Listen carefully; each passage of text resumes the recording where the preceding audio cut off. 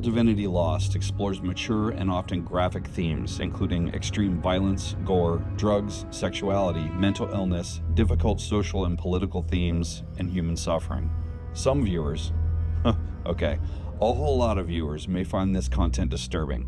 Since we're not able to honor an X card on pre-recorded content, viewer discretion is strongly advised. We have a ton of content on our channel for those with less extreme tastes, so if this kind of horror isn't for you, please browse our other games. Mouse, ostensibly, or maybe, if we ask nicely, it'll go over. Yes, the goat is still running around the yard. All right. Ladies and gentlemen, this is weird. We are live on Myth Brigade. Seeing this backdrop without this ominous music. Seeing Tara Roy back to her lovely self without the gradually spreading out healing black eye. Chantel, no longer Mantel. Fabulous in either case, but we're happy to. I mean, honestly, the face looks better. The beardy, and then last but not least, the far less creepy Brent. We hope, man. Oh God, yeah. Let's hope. Far less reprehensible in theory. Yeah. So on Sunday night, was it Sunday night? Yeah, we finished Dark Ledger. And Tara or Chantel or both had the idea that we should get together and just kind of wrap it up. And I thought this is really insightful because on one hand, it was so dark. And if those of you who do follow it all the way through, it probably will have challenged your sensibilities. If not, you should get help. And we just want to bring it back around and show you that we are still together and we are still here. We are still Myth Brigade. And I cannot wait for Byron to come back. I can't wait for Chantel, Tara to run some games. I'm going to take a break and then I'm going to run a funny sci-fi campaign for some of these folks. Anyway, who am I starting with? Let's start with Quentin, Chantel. How are you? How are you feeling? We'll say focused on game. It feels weird to be, well, I guess the question is what are we allowed to say? Like, what kind of, are we going to just assume like spoilers? Suck it. Well, I mean, if somebody watches this last is like, over. Hey, spoil it. Spoil the hell out of it. And I'll put that on the thumbnail. I'll be like, spoiler alerts. Scary spoiler alerts. I am surprised that I am the one left alive. I was thinking that last night. I was trying to explain it to Lee. I was like, and this happened, and she sort of does, she's just staring at me like, okay. Yes, dear. Yes. I'm sure that's where all the flowers on Carter's grave are coming from. Ooh. Yeah. Do you think? Say more about that, Tara. What do you think that looks like? I think so. I gave the instruction to the AI. Sorry, Andy. I know you hate AI. I would never take money for this or whatever. But anyway, I had to have a headstone. Okay. So I told the AI that there needed to be flowers in various stages of decay because I needed to demonstrate that somebody was coming to my grave, and I don't have any family left. It's got to be Q. Ooh, yeah. Mm-hmm. Yeah. I mean, I guess you could have commissioned an artist for that little image that's behind you that you will use this many times. I suppose that makes total sense.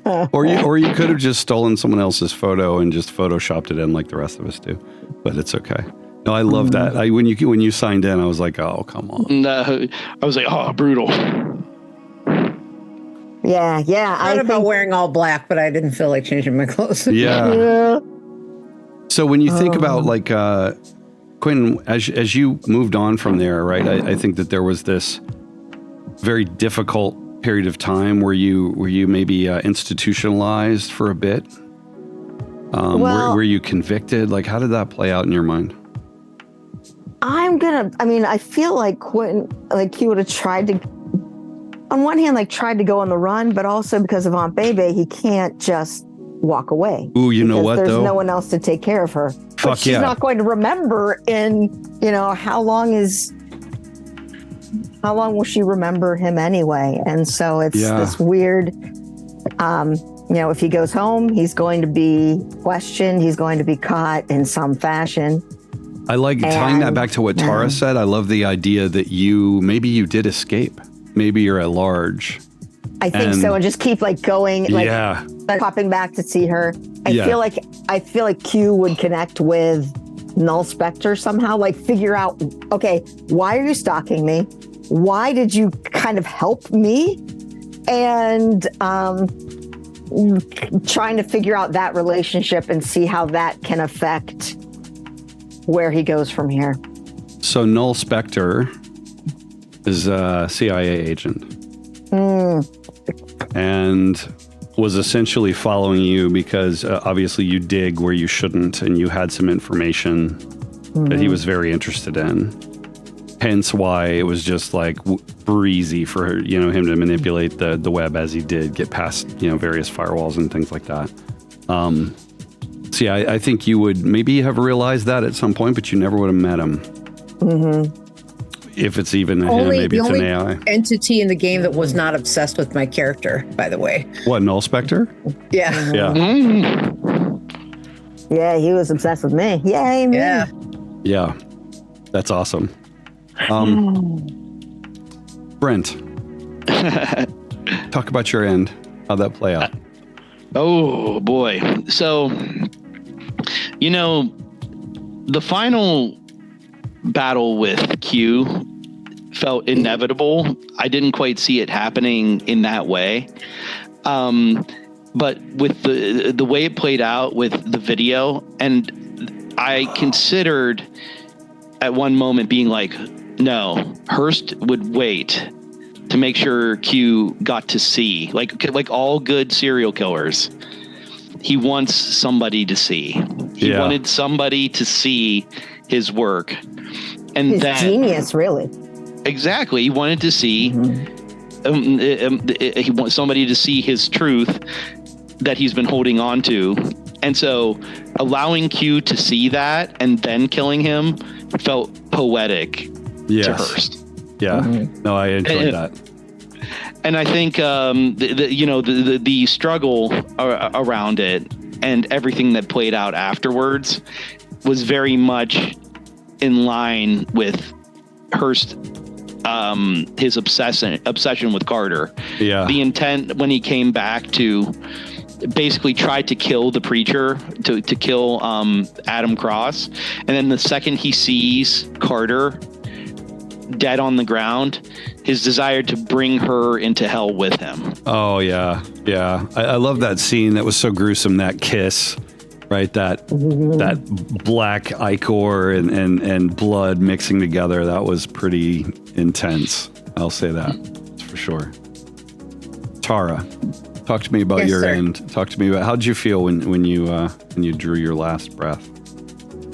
If you even drew a breath, because he blew your brains out basically. So I first of all, the player was editing in my head. I was going, man, I said I held the gun up to my head, but I wouldn't do that.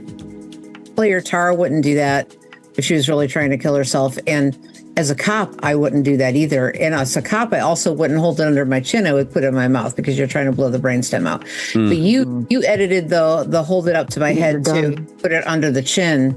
And I didn't. I made the decision not to say anything because not to edit that. Because it's unlikely to kill you. That's what I was trying. I know, because I saw that it was a plot point. And I'm like, yeah, that makes it more interesting. So we're going to draw out her death here. It's like a cartoon character that keeps like, yeah. So agreed. I was very, very, I found myself getting very into it psychologically in the end. You Tara, you really with this character, you connected with her in a way that I've not. I mean, you guys are all incredible role players, but I've never seen you connect with a character that deeply. And so for me, it was almost like I was experiencing her in a way, and it like brought to life. You kind of described her. We sort of ideated what she was like, but I feel like I know that character. It was really awesome. I thought. Thank you. Yeah. Cool. I can actually say on a personal level, I was hoping for Carter to have a happier ending. I was like, I was like, oh, my time will come. Yeah. Like I knew it was coming and everything, and it was going to be richly deserved. Hearst's death. I was not. I was hoping that at the very least, Carter was going to be the one. Yeah. Because I was always kind of like pulling for Carter as a character, because she's just such an intricately like well thought out character that you and Jason made together. Which is, Hearst was done the same way. Basically, me and Jason basically playing off of each other to build him into like something real bad, like just god awful. It's so bad. The darkest human being I have ever had the displeasure of knowing. Yeah. I would say so for sure. And what? So my buddy Dan was commenting, Brent, on just how fucked up you are. Just how. And he hasn't, we haven't released some of the ones that were the more explicit ones. I was trying to sort out what I wanted to do there, but we're going whole hog. We'll probably get demonetized, but that's okay.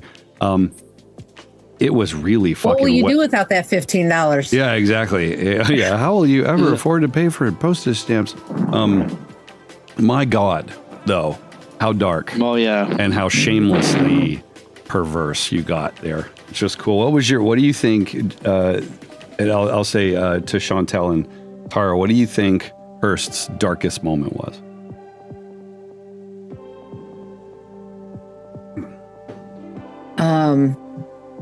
I think it was in his intro. That whole his one-on-one. Probably, yeah. Yeah, but I mean, there were so many. Brent's like, I'm so sorry. It's like saying, like, part of the night sky is blackest. Well, I don't know. It's just all black out there. Right. Yeah. It really, Brent, you played the character very consistently. And you did not play it predictably. Which was great because predictable horror isn't scary. And you played it very convincingly. Yeah. No, I tried to gaslight the crap out of you guys. And I definitely there's a lot of times where I'm like, oh, yeah, this is pretty the scummy some of the ways, especially with some of the stuff me and Quentin, like I was saying to Quentin, too. Oh, sure. Yeah. Yeah, because all the things you said, most of the 99.9% of the things you said to my character were trying to ingratiate me in some way, and which was more disgusting. It was dishonest, and it felt so slimy because I could see how you were treating Quentin, and I could see through the mask of supposed civility that you had, and to see you try to ingratiate yourself with me was the worst kind of creepy. That you kept trying to get close to me, and it was subtle. It's not like your character was trying to touch her or anything like that, but it was that you just always on this side of the comfort line. Yeah. And it's something about it was his diction. I think it was also just in the indifference that he had with every situation. It was he was always just observing the situation. There was no empathy whatsoever, I thought, which was cool. There was a psychological and emotional detachment from outcome that was obvious, and you never got upset. You just had this slightly above neutral demeanor the whole time. Yeah. And like this ridiculously misplaced optimism that couldn't possibly be true. It was whatever the wrong tone was for any situation, you chose it, and it was perfection. Yeah. And I think it was something because there were some nights where we played. I mean, every time I had fun. Maybe fun's not the exact right word, but you can admit that you enjoyed it, Jason. Oh, well, I did. I enjoyed the depth of it, but I left this room exhausted. And a lot of I reflect on our games in a different way. I reflect on our games usually like, man, that was a cool movie. I can't wait to tell my friends about that, but they don't haunt me. Even the scary ones, they don't really haunt me. But I think it was just watching you guys go through certain motions and watching the expressions on your faces really kind of got to me. I'm like, man, are we going to get all the way to the end? Is somebody going to fall off the train? Yeah. I had at least one moment where the content of the game actually carried over. But I mean, we can save that for a little bit later if other people want to share some of that too. But but in particular, there was one particular moment for me, or one turning point that led me down a weird line of thought that ended up really sticking with me out of the game. Say more. Yeah, sure. Yeah. So basically, if I recall, Jason, butterflies, was that a collaborative invention or did I come up with it? That was you, I think. Yeah. Yeah. And then you added some details about what it entails to make someone into a butterfly. And that led me to a real rough place of thinking about like, oh wow, like what he's doing to them. Yes, it is like a reverse Bloody Eagle. Yep. From, and I'm like, and just the actual thought of it was very spine tingling and made me lose sleep around it for some reason. I don't know why. I was just fact of, well, also the connection between he's a pathologist and the fact that he would, I think, harken back to autopsies. And autopsy methodology as part of his serial killing was a weird connection that really synced into place about like, oh wow, like his commitment to his profession and his commitment to being a serial killer as a character is so significant that he's replicating pieces of his work in the way he kills people. And I'm like, man, it's a very messed up. So I started to consider in my head, what if Jason ever asked me to detail what it is to make someone into a butterfly? So I had an entire thing ready. Shit, I missed an opportunity for it. Like if there ever came an opportunity for you, if you asked me and put me on the spot about like, what does Hearst do to should record someone into a butterfly? You should do a monologue. So I know. So in my head, I know what it is. You should do a monologue, Brent. Yeah, write a monologue. Just like I'll create the overlay and it'll be like, some static and there's Hearst's face and he just says, "In case you were wondering." Do you want to do that? That could be fun. Let's do it. It could be part of your video diary. It could be one of the things that Quentin finds on that flash drive. Yeah. What did I say? It was hundreds of videos. Yeah, I know that's a good idea. We should do that. I will reach out and we will plan that. That'd be funny as just as a thing for people who watch this to see. That's cool. Tara. Yes, sir. What was your most memorable moment in the campaign for Carter and for yourself as well?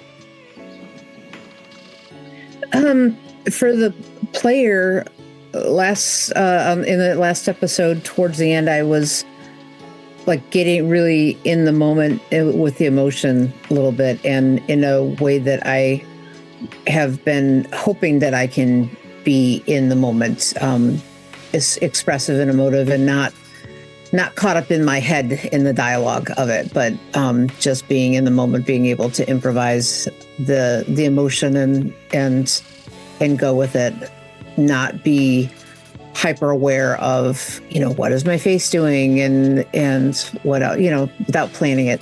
True improv, I guess. Yeah. As far as the moments in the game, for Carter, man, there were so many.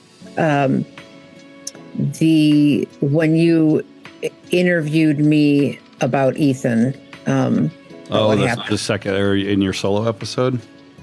Yeah. Yeah. Mm-hmm. Yeah. It was really, I don't know, it was just really emotional. I really connected with that, and it really drove home what she had lost. Yeah. And brought forth some of the repressed memories and so forth, and that conflict, and what she did remember. And yeah. One of the most entertaining aspects of this game for me is it is really about taking things away from the players, and there's no protection really. Like Call of Cthulhu, right? You've got your luck points and you got sanity. Unless you play with Andy. Unless you play that, that's true. Then you're screwed. No luck points. But and no shade, because I love Call of Cthulhu, but something about this game is it's just visceral to watch the layers peel away if you do it right. And it's like, what all can we take away? Like, there were so many gross moments, but the one that got me is the visual that I had when Quentin dreamed that he was being assaulted by Aunt Bebe, waking up to her there, and just the specter of this old, beautiful person. That the flip side of that person, creating such a heinous act. It was like, that nauseated me to narrate that. I loved it. It's a good weight loss program. Chantel, tell me about your most pivotal moment. Your most what will you remember about this campaign? Honestly, I don't know if this is like the most, but just playing off of what your description of Aunt Bebe and Q, and you were so immersed in that. Hearing you talk about being so immersed in that moment, and I remember being. Just the way you described the feeling, and my brain immediately, because I'm a woman, and I was just like, oh my God, is that what it feels like for men? And like, suddenly, like, that's where my brain went. Oh, of like, oh my God. Gross. And like trying to, and not just like, not that, but like the feeling, like, oh my God, I don't know how to say this without like getting us tossed out. But like, when the dream was good, I was like, holy shit, is that what it feels like? And like, I'm just trying to go through my head and picture that. And then I was like, oh crap, but I got to get back in the moment. And so it was really weird that threw me out completely. And then I had to find my way back into it. Oh my God. But I think that most of my favorite points were the times that I was calming. And I think that was it. Like, Carter's freaking out. I'm like, like down, not touching her, but like there, and just having that connection of trying to pull her back from the edge. And those were the ones that I felt best about. I think those scenes really highlighted the relationship dynamics between the three of us. Welcome to chat. Mm-hmm. You know what got me was the relationship between Quentin and Carter. Reminded me, there was a very dear friend of mine named Heather as I was growing up, and I was absolutely head over heels in love with her, but I didn't know how to express that, and so it was like acts of service. So I was always there to walk her home from school, carry her books, cover her books for her, let her borrow my skateboard or whatever. And I just didn't get it. Like, there was one thing that I could have said that would have changed everything, and I never did. And I sort of felt like that was Quentin, and it was maybe a bit rushed, but it worked for the campaign, Chantel. I think it was really useful. Yeah. And then you had to think about, like, is it just because he knows she's broken because of what his sister went through? And is there more to Q? Or is he in love with her? It was really pretty cool. And then he shot her in the head in the end, so. Well, and honestly, it was even that, like, the worst part was when you pulled that trigger, because there was no coming back from that. And I wish I would have gone back. I want to go back and see the expression on my face, because I'm sure I was. I haven't been able to do it yet.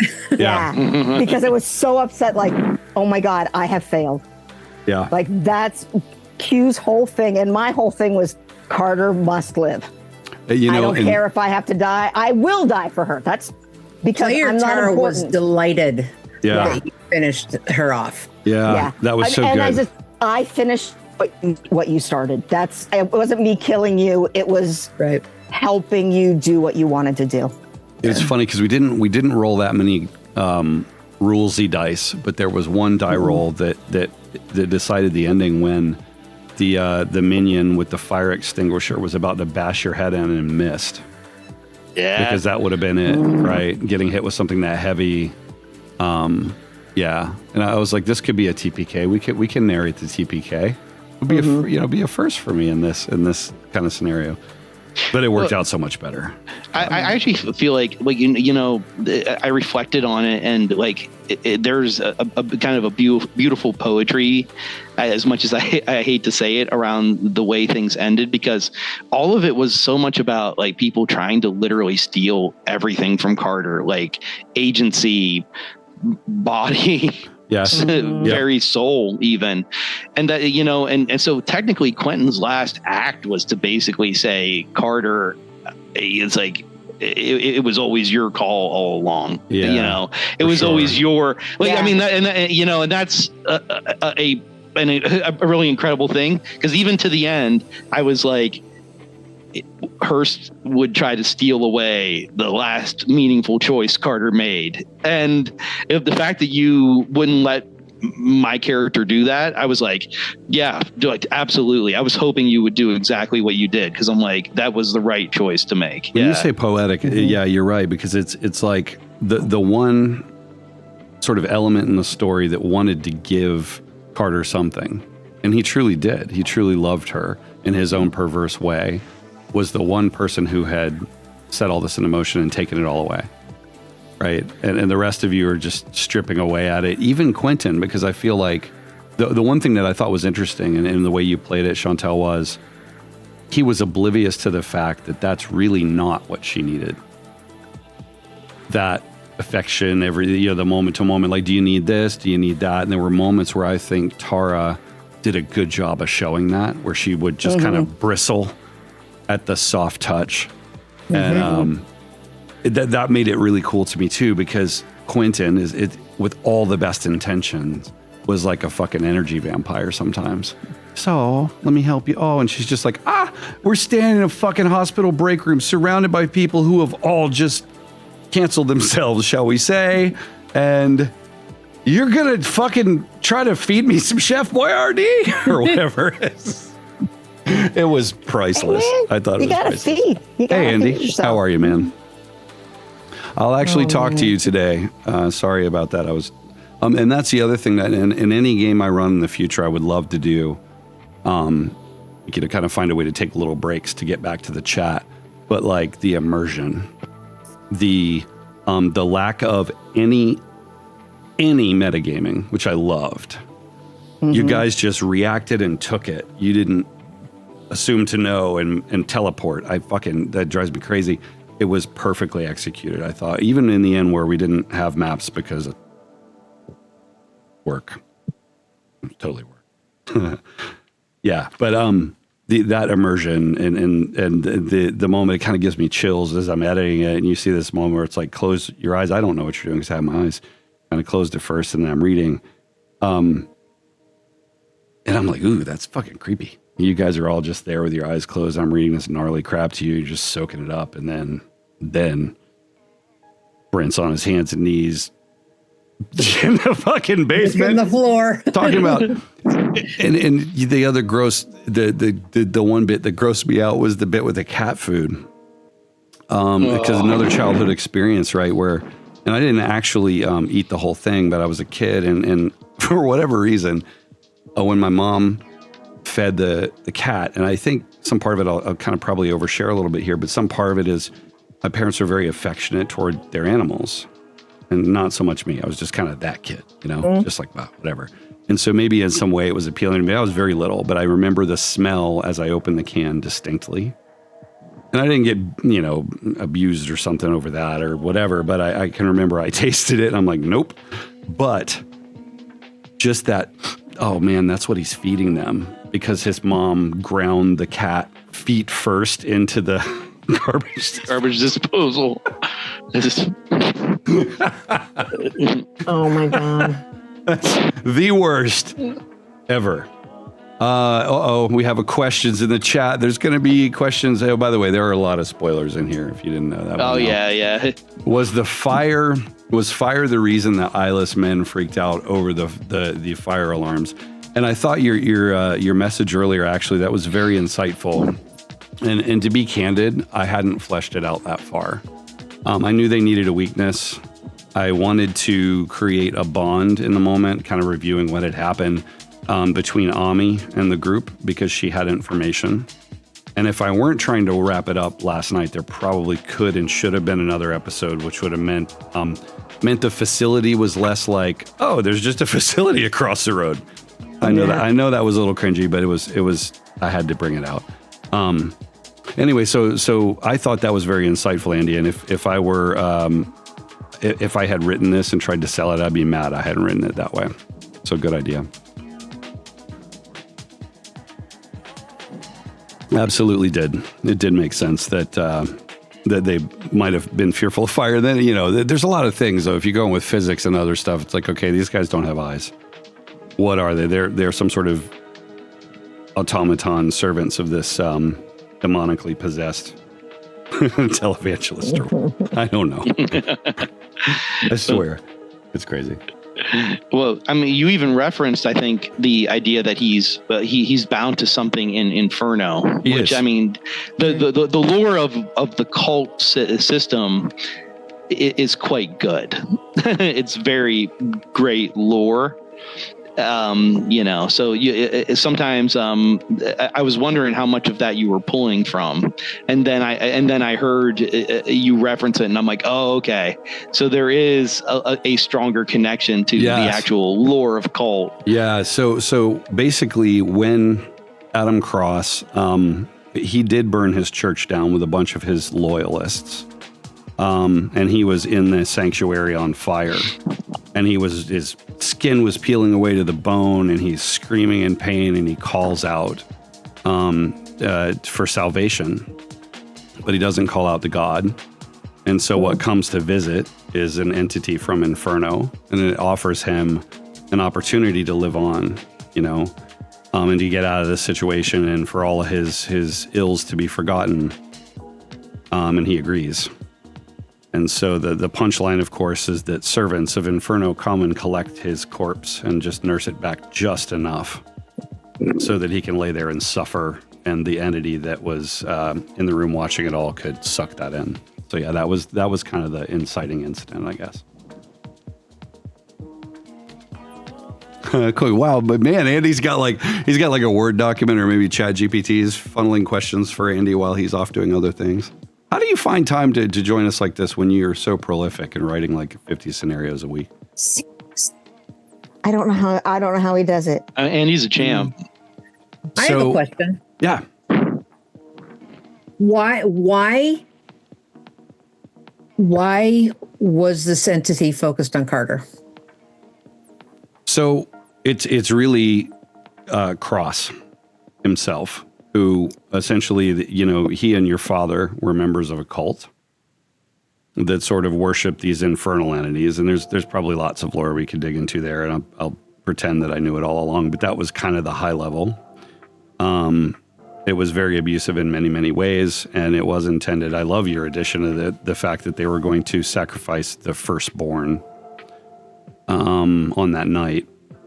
And so really, but it was Cross that was obsessed with you. And he wanted to make you his, and always had, which was why he was so lechy and creepy and touchy and whatnot. So when he realized, so the thing is, he is aware through all of his servants what's happening, which is one of the reasons that they could just kind of follow you around and whatnot. And so when you intervened in this stuff where he was kind of reassembling his unholy congregation, that's when he realized you were there and that you had grown up. He sensed your life force. He smelled you and tasted you and whatnot as he was there. And that in that moment, that's what got the wheel turning. That almost brings up a question. Did one of my big secrets was Hurst never really came out, had an inoperable brain tumor. Yeah. We referenced it early on when Cross reached out and was basically like, I said, "Can you fix me?" Mm-hmm. And he said that I can. Yeah. So did Cross actually ever intend to keep that particular deal, or was it always going to be just another slave? Well, I guess, Brent, he might have thought that, why do you really need a brain if you're just one of my mindless servants? He would have made a deal with you that would have been like anyone who's used a ring of wishes and tried to get their way, right? It would have been like that. I think he could have, I'm thinking like faith healing or some kind of crazy thing that would have led to you becoming something much worse than you were.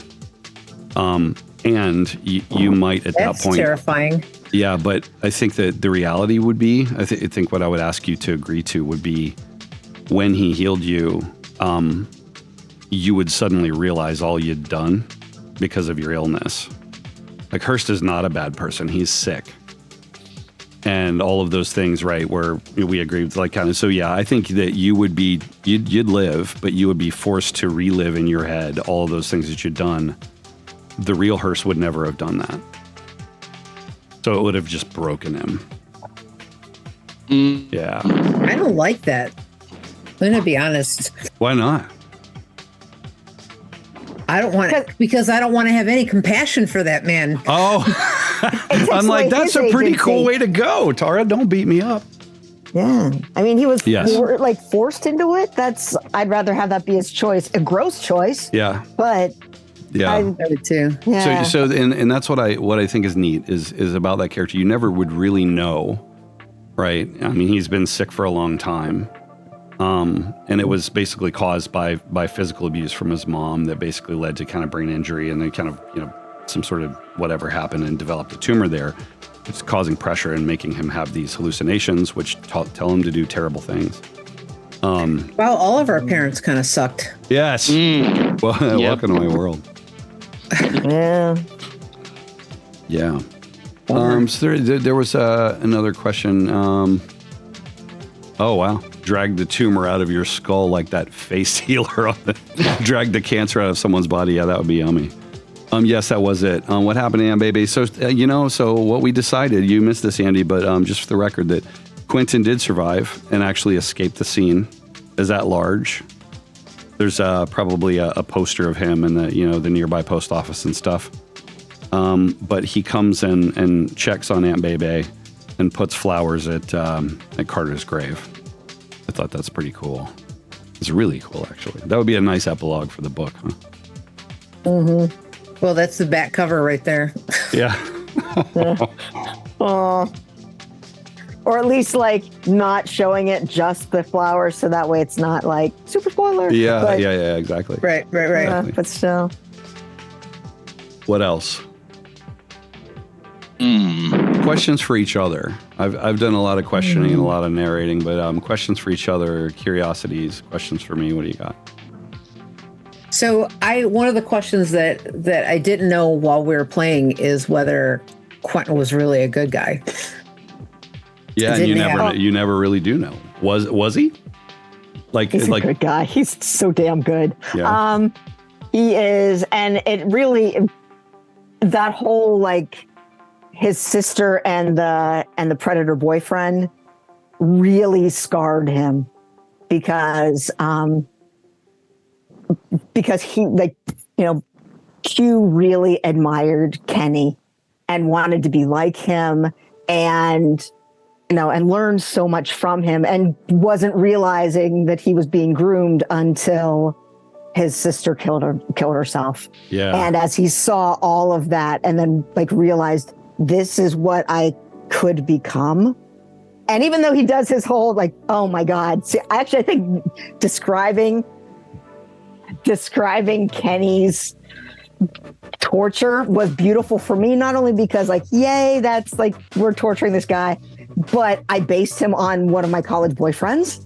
And so he's done. He's toast. It was like, oh, could I have done that to him? God, that would have been amazing. And I mean, I don't think I could, but man, it was nice to do that, you know, and fictionalized anyway. But Q was just so like protecting those women from men like Kenny and potentially men like himself. Yes. You know, one of Q's big secrets is that he's a virgin. Because he could not explains a lot. Hurt. Yeah. Just like he wouldn't. He was so terrified about becoming Kenny that he absolutely would not allow himself unless like he, you know, got to the point or like also had a relationship with someone who accepted that would be the case until he felt comfortable to be more intimate. Yeah. There's a question from Andy, and answered honestly. Was Quentin in love with Carter?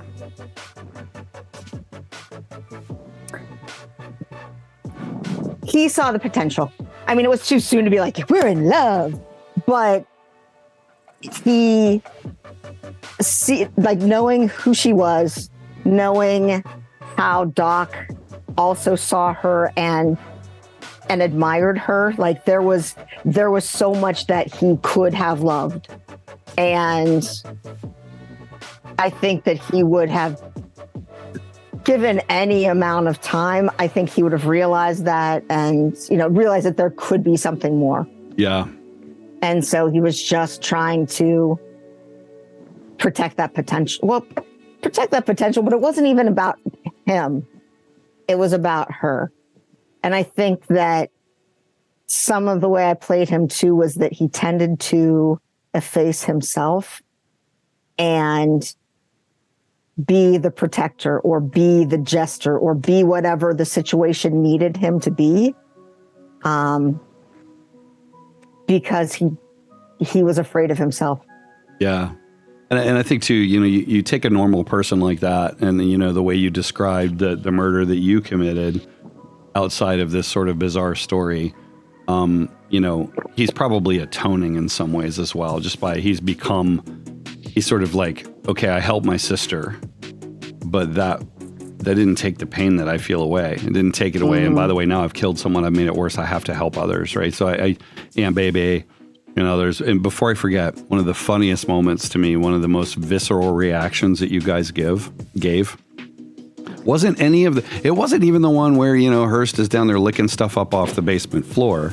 It was when I described the shower scene where Quentin is showering and looks down and sees Aunt Bebe's toenail. And as soon as I said the toenail thing, you guys all were just like, no! Next card! Oh, God, nobody. Unless you like feet, you don't like feet. No. Either you like. and I guess even if you do, you wouldn't like those ones. Or if you do, that's right. Yeah, no. Exactly. No.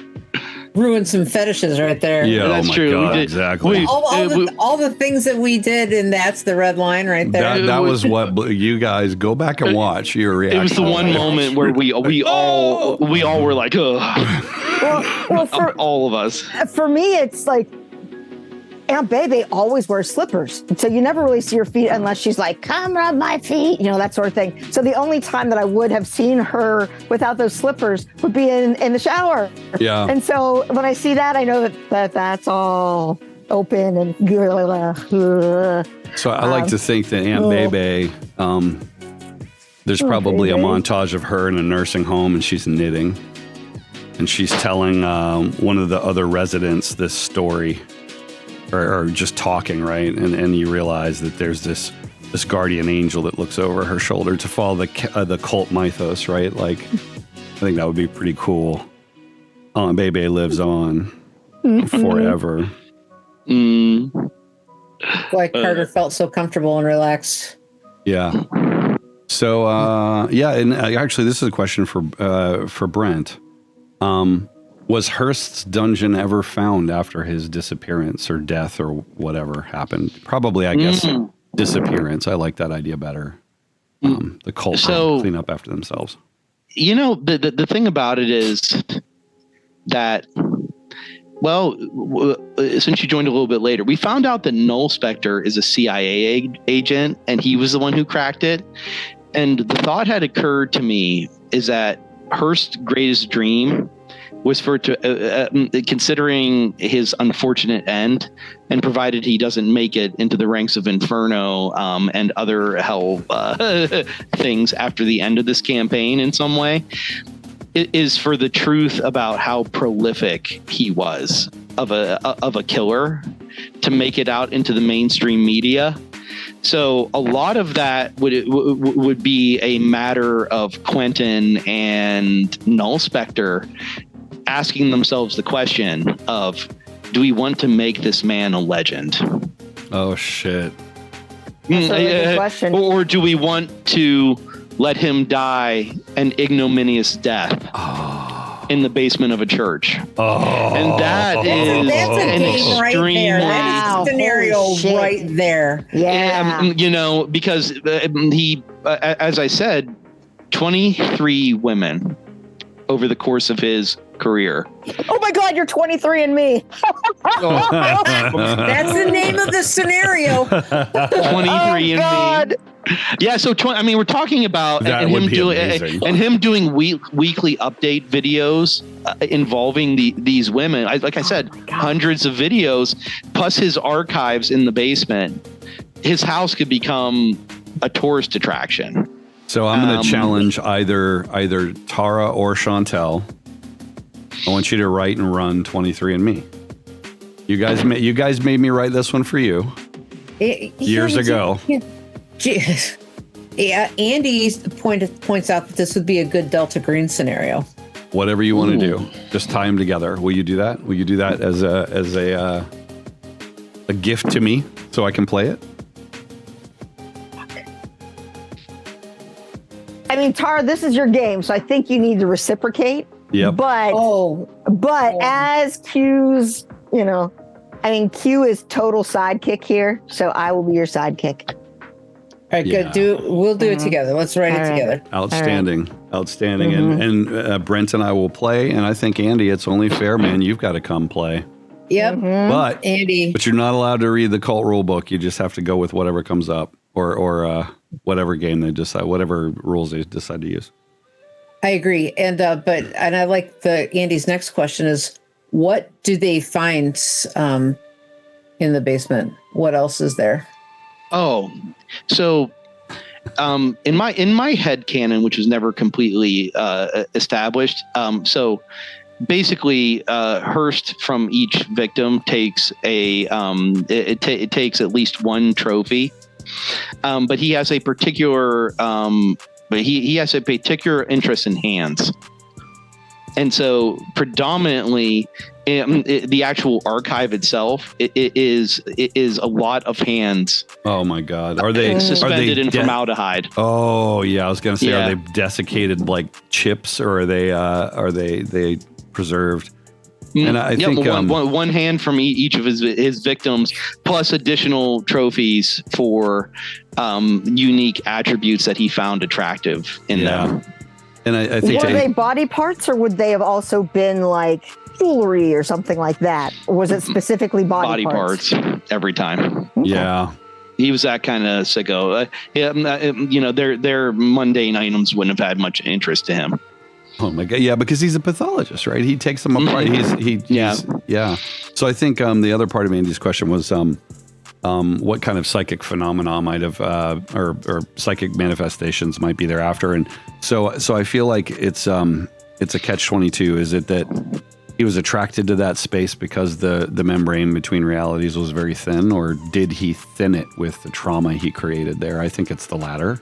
And I thought that's why Cross was taken to that church, because the shooting that happened there just punished the safety buffer between Inferno and the lie.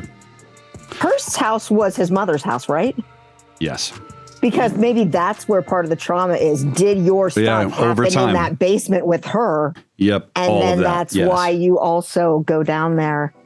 Yeah, I love that. It's safe. I love that. How did Hearst's mom die?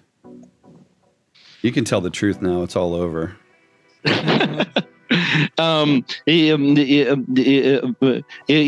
know, I don't remember honestly, if we said. We never really established it. And, and here's the thing is that I believe she probably died of natural causes with Hearst, like probably crying for the last time he ever would next to her bed, because, there's no kind of love like Stockholm syndrome. Kind of love, and the thing is that like most children who are abused like that, and everything, they still love their parents, even through it all. I mean, some of them get away, but I would think he would have been someone who stayed all the way till the end of her life, and then afterwards, being alone in that house is when he started to try to. He's got to fill that gap, doesn't he? Yeah. Mm-hmm. Did he report her death, or did he do one of those let her mummify in her bed things? No, he did. He would have certainly reported her death and had her buried. How are you laughing at that? All the fucking crazy shit that you did in this game, and you think that's bizarre? Mummified mom. Only a crazy person would do that. No, I think you were too afraid of your mom. You never would have raised a hand to her. And I think exactly. You never could have. Exactly. Yeah. Never. And he never could. He never could. He went to school and achieved just because he had to, because his mom was his only person who pushed him, and he probably started doing some really fucky shit in college and through grad school, and it kept escalating, and that's how he ended up having his archive. How old were you when she died? Ooh. You know what? Let's say if we had to take a guess, like early 20s, I would say, because Hearst is late 50s. Yeah. A lot of repressed shit that emerged later in life when he was more accomplished and beyond reproach, where he was starting to be a resident in med school and stuff like that. Yeah. You have to go to med school to be a pathologist, right? Yeah. That's why. So I'm pretty sure. It's like a trade school, like a welder. It's like a welder. Chop them up. Yeah. He just welds people. That's amazing. Yeah, that was my headcanon on him, because I tried to think as many different angles about what was his history? How did he arrive at this place? How many victims? What did he keep? I pretty much have at least some of that in my head for the most part. That's awesome.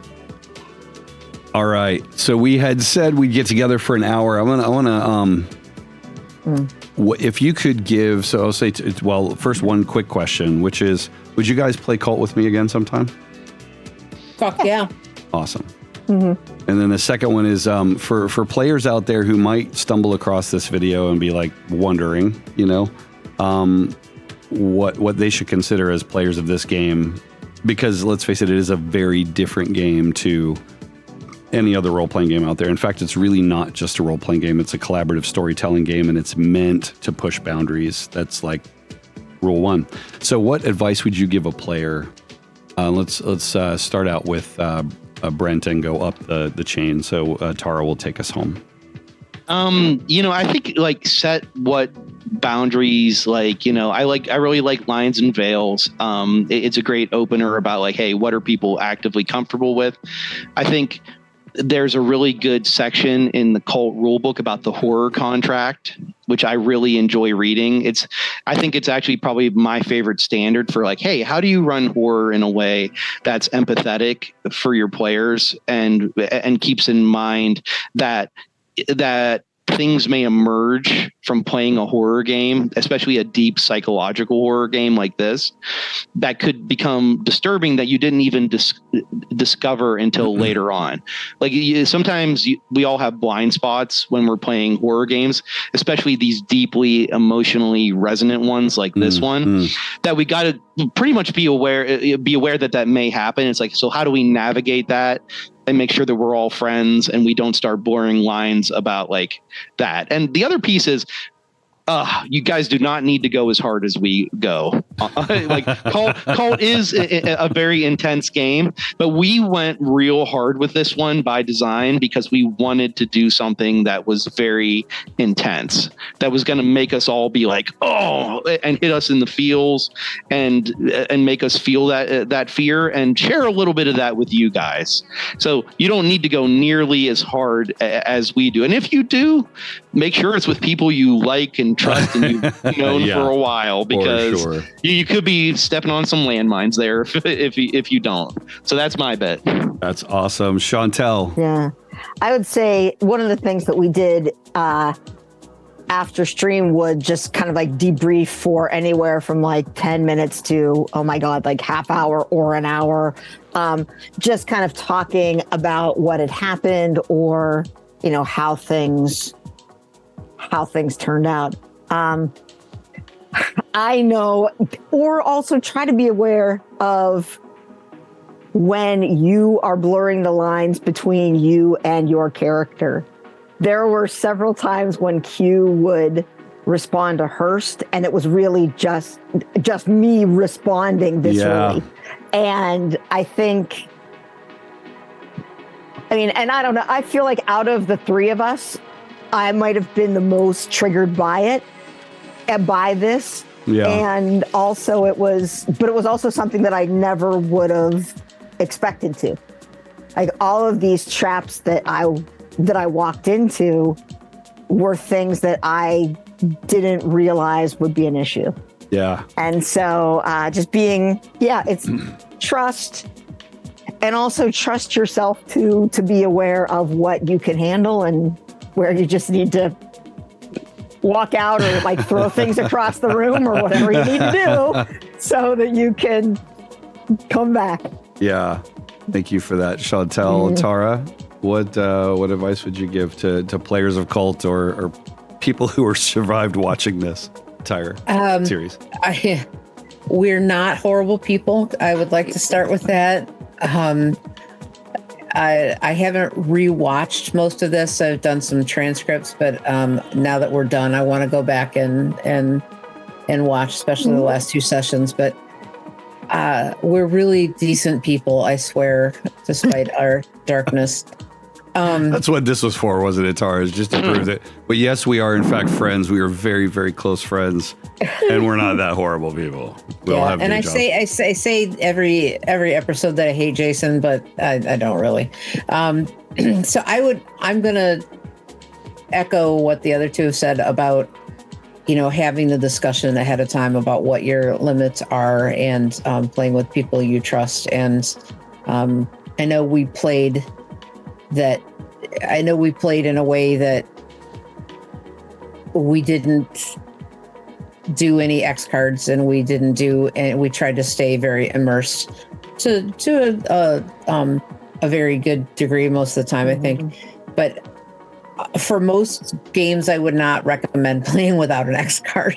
Because you really do want to be able to know there we had some references to people being triggered a little bit and not expecting it in this game, and fortunately, because we know each other and because we know that there's safety on the other end of this episode, where we can debrief, we feel safe enough to play through them, but that's not always the case. And I think the other thing that I would suggest is keep your sessions short. Yeah. Because it is hard. Yeah. Jason mentioned that he was exhausted after these sessions as the GM, and I'm sure the three of us were too. Oh yeah. Just maintaining the sense of horror, the sense of realism, that suspension of disbelief takes a lot of energy, and to do it right, you can't be exhausted halfway through it. Yes. It's funny because we weren't dipping out into the chat really. And like our dialogue as players and GM, it was some bizarre hybrid. It straddled the lines, and there was a lot of like really terse treatment of the players to help with that air of this is not a good thing, right? There is no like, okay guys, let's roll for initiative. Now it's really bad. You lose some hit points. It was more, I want to assault you with this in a way, like, and not in the, that was a bad choice of words, but you get my meaning. No. I want to challenge every bit of dialogue. When you say something, I want to maybe make fun of it, or I might want to disagree with you. And is that really what you think, Quentin? Like, and the first time I did it to Tara, she was just like, you could see it. She's like, what the fuck? And I love that moment. That what the, because they know me. Like, yeah, we played together since 18 now or something. It's been a long time. 2020 was lockdown, 2020 dude. was when you joined? Yeah.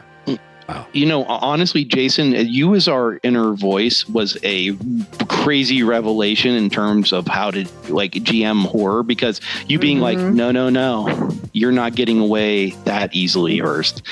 You need to tell me exactly what happened. And I'm like, yeah, that was horrifying. Yeah, it was. And I'm like, oh my God. It's like, it makes you think to yourself, is this your own like voice condemning your internal dialogue, condemning you for lying to yourself?